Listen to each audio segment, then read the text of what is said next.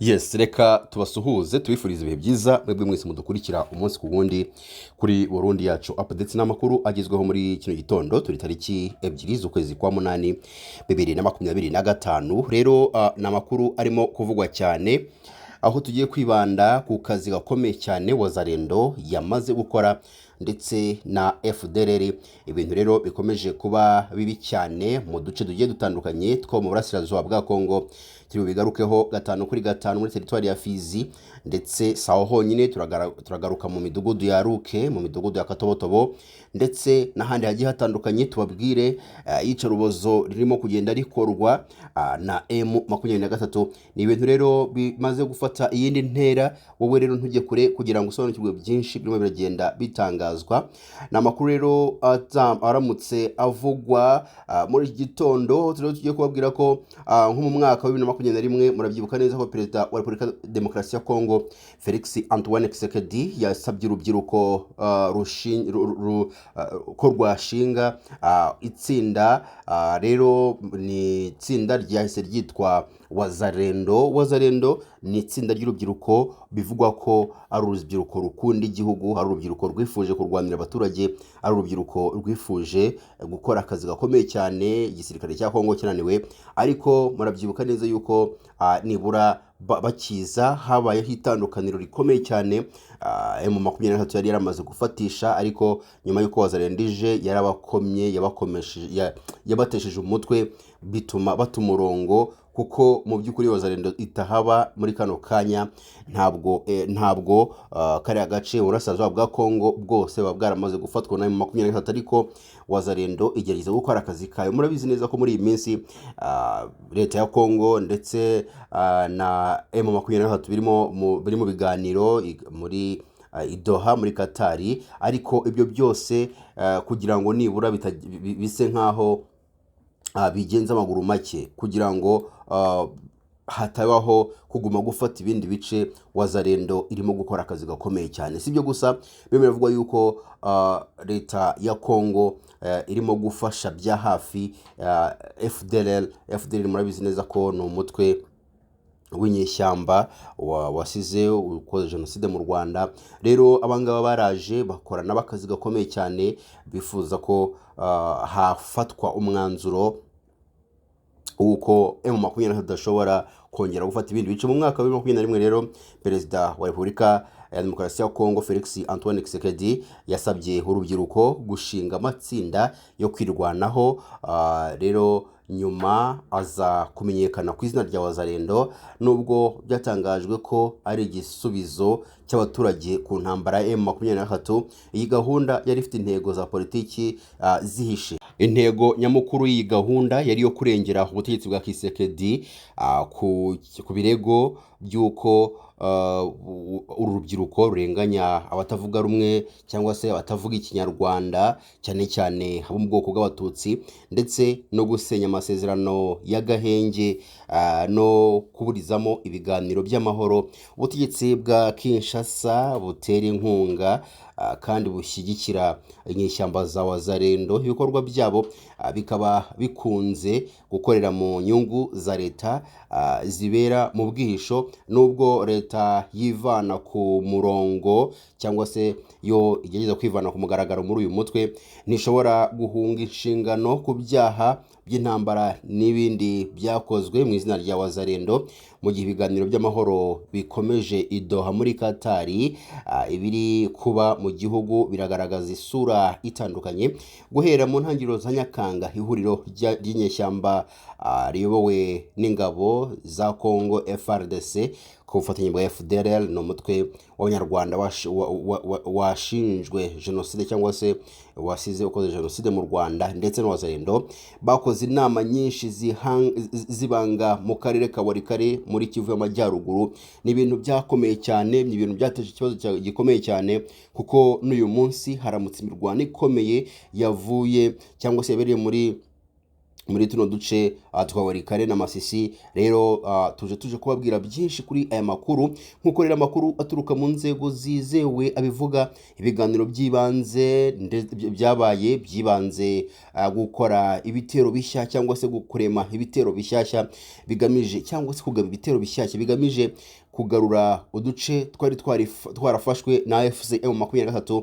Rero ahangaha niho M23 ibera kaga, aho rero yakoze akazi gakomeye cyane ikagarura uduce. Nubwo bitari biyoroheye, abasirikare bakuru ba FRDC bo mu mihanda ya warikare ndetse n'amasisi na warikare hombo baravugwaho gukangurira gukorana byimbitse na FDLR mu rwego rwo kugaba ibitero byagutse muri Kivu zombi. Raporo zivuga ko ibitero by'ibi bikorwa by'intambara byamaze gutera imirwano mishya kuva tariki 14 Nyakanga. Imirwano yarushijeho gukora cyane cyane mu turere twa Masisi, Karehe, Rucuru ndetse na Kabare muri Kivu y'Amajyaruguru na Kivu y'Epfo.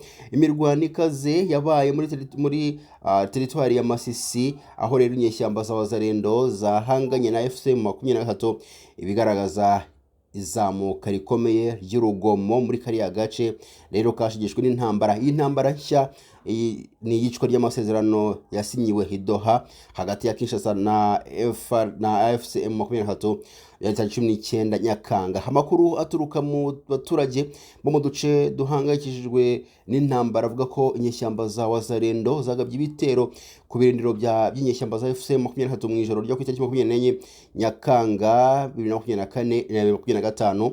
Imirwano ikomeza kugera mu gitondo cyo ku itariki 25 cyane cyane mu midugudu ya Ruke ndetse na Katobotobo.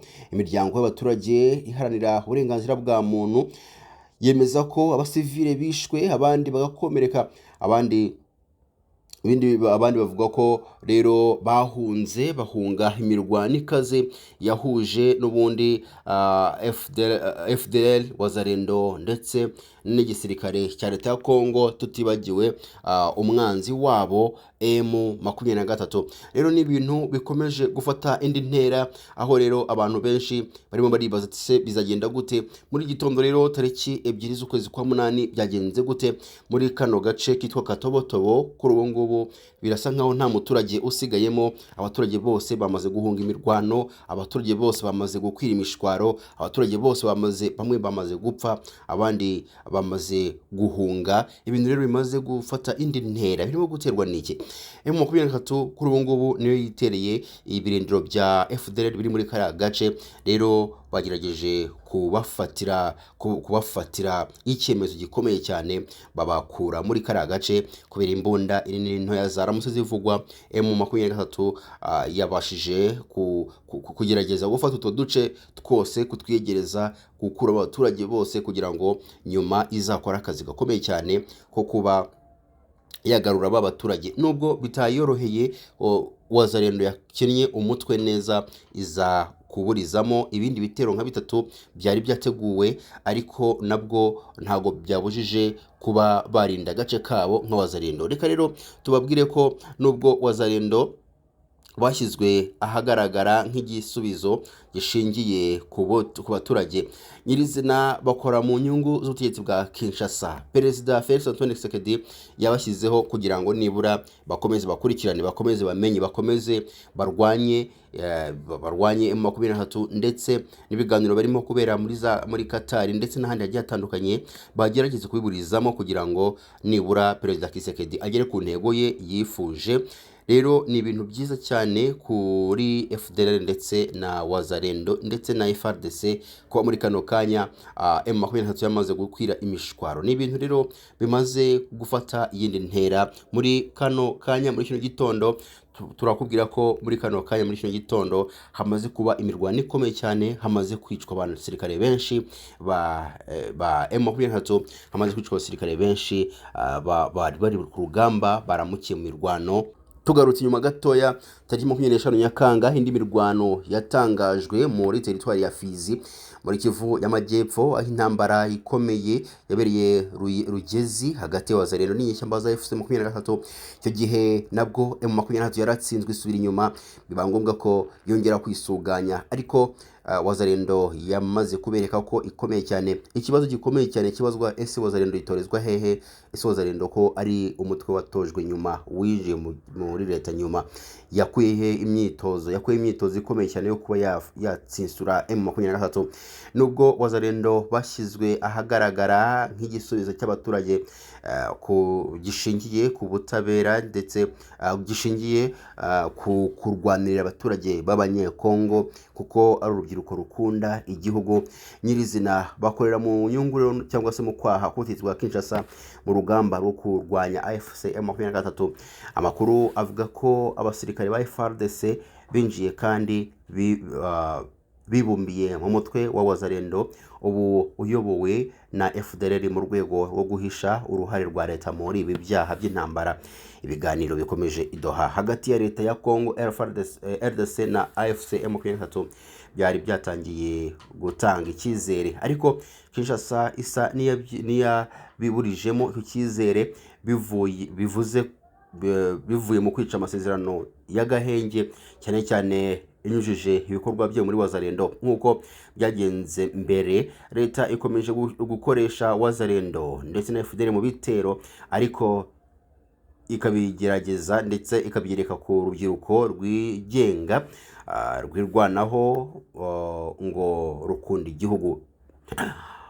Guhera i Nairobi kujya i Rwanda kugeza i Katari ndetse n'ahandi hagiye hatandukanye, Kinshasa yagaragaje kutagira ubushake bwa politiki mu gukemura ibibazo by'intambara mu burasirazuba bwa Kongo. Ibi bikorwa byose bikaba nubwo abayobozi mpuzamahanga, inzego z'akarere n'impuguke zose zihuriza ku cyifuzo cy'uko ibiganiro bihamye ariko byakorwa kugira ngo nibura habeho amahoro arambye hagati ya leta ya Kongo ndetse n'inyeshyamba za M23.